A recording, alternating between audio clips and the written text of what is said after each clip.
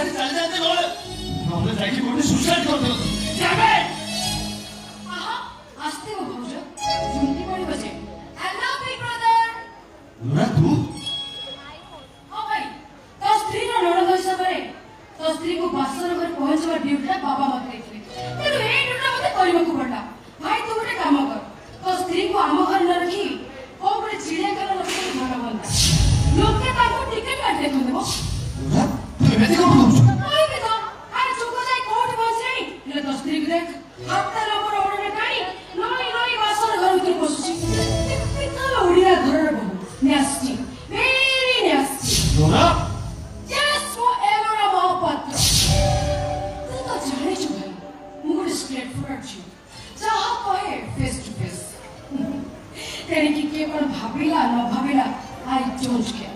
ନିହାତି ମଫସଲି ଝିଅଟା। ବାବା କ'ଣ ପାଇଁ ଯେ ତୋ ପାଇଁ ଏମିତି ଗୋଟେ ଝିଅକୁ ସିଲେକ୍ସନ କଲେ ମୁଁ ଜମା ବୁଝିପାରୁନି। ନ୍ୟାସ୍ଟି